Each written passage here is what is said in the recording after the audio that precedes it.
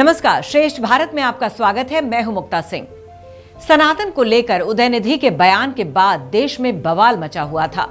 उदयनिधि के बयान से विपक्ष ने भी किनारा कर लिया था। हालांकि G20 सम्मेलन की वजह से ये खबर सुर्खियों से गायब हो गई थी, लेकिन अब ब्रिटेन के प्रधानमंत्री ऋषि सुनक ने इस मुद्दे को फिर से हवा दे दी है। अब आप सोच रहे होंगे कि ऋषि सुनक का सनातन के मुद्दे से क्या नाता है, तो पहले आप ये तस्वीरें देख लीजिए। ये तस्वीरें तब की हैं जब ऋषि सुनक पत्नी अक्षता के साथ दर्शन करने दिल्ली के अक्षरधाम मंदिर गए थे। वहां उन्होंने करीब 45 मिनट का वक्त बिताया और बड़ी श्रद्धा से पूजा अर्चना की।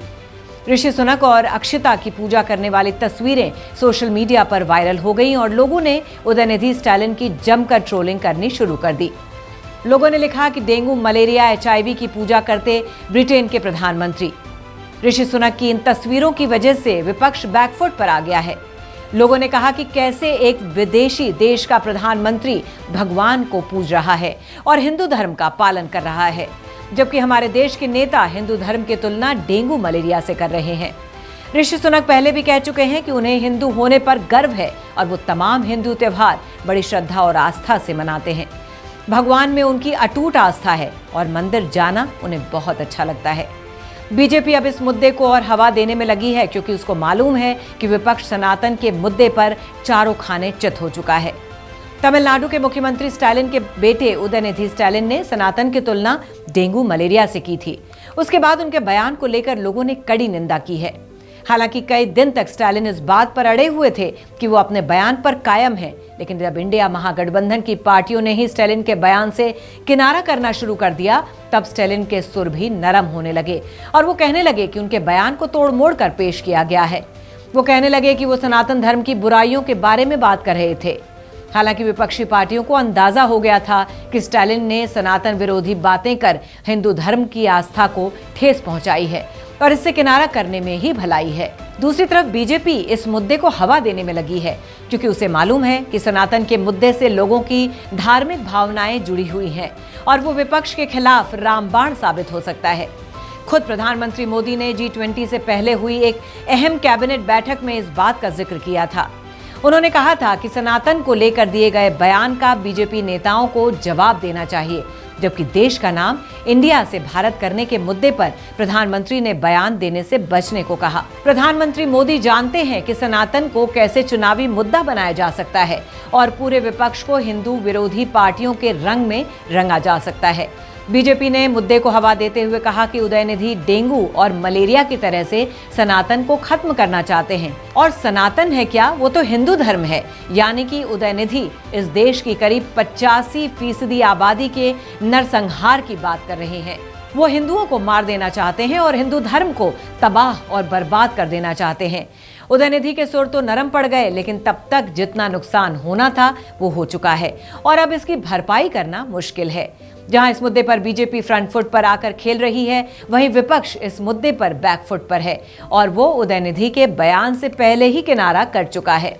दरअसल बीजेपी पहले भी इस बात का प्रचार प्रसार जोरों से कर रही है कि जब से PM मोदी सत्ता में आए हैं, तब से न केवल उन्होंने देश में बल्कि विदेशों में भी हिंदू धर्म को फैलाया है और उसका झंडा बुलंद किया है। राम मंदिर निर्माण का श्रेय तो बीजेपी पहले ही ले चुकी है। बीजेपी ने अपने घोषणा पत्र में राम मंदिर बनाने का वादा किया था और कोर्ट के फैसले के बाद राम मंदिर का निर्माण शुरू हो गया है। लोकसभा चुनाव से पहले राम मंदिर का उद्घाटन किया जाएगा, ताकि लोगों के जहन में ये बात ताज़ा रहे कि बीजेपी ही केवल ऐसी पार्टी है जो हिंदू धर्म और आस्था के प्रति संवेदनशील है और उसने वादे के मुताबिक राम मंदिर का निर्माण करा दिया।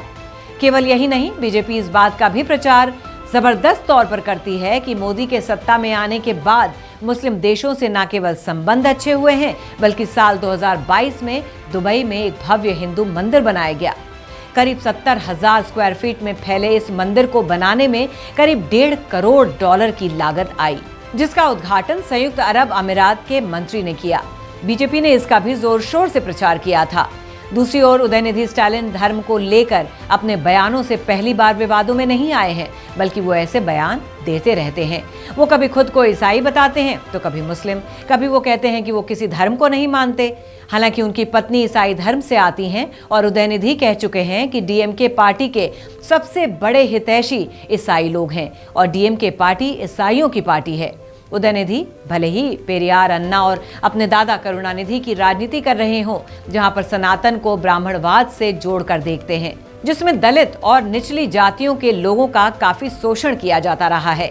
यही वजह है कि उदयनिधि ने पहले तो कहा कि वो अपने बयान पर कायम है, लेकिन जब खुद गठबंधन के दलों से विरोध की आवाजें उठने लगी तो उन्होंने कहना शुरू कर दिया कि वो तो सनातन धर्म की कुरीतियों के खिलाफ हैं, ना कि वो हिंदू धर्म के खिलाफ हैं।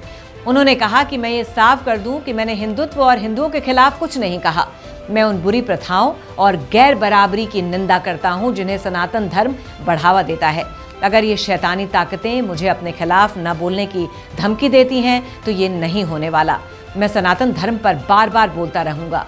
अब स्टालिन जो कह लें, लेकिन ऋषि सुनक की पूजा वाली तस्वीरों ने इस मुद्दे को एक बार फिर हवा दे दी है और बीजेपी इस आग को ठंडा नहीं होने देगी और वक्त वक्त पर इस मुद्दे को उठाती रहेगी। तो फिलहाल की इस खबर में बस इतना ही। बाकी खबरों के लिए देखते रहिए श्रेष्ठ भारत। श्रेष्ठ भारत पर खबरों से जुड़े रहने के लिए चैनल को सब्सक्राइब करें, बेल आइकन दबाएं और देखते रहें श्रेष्ठ भारत।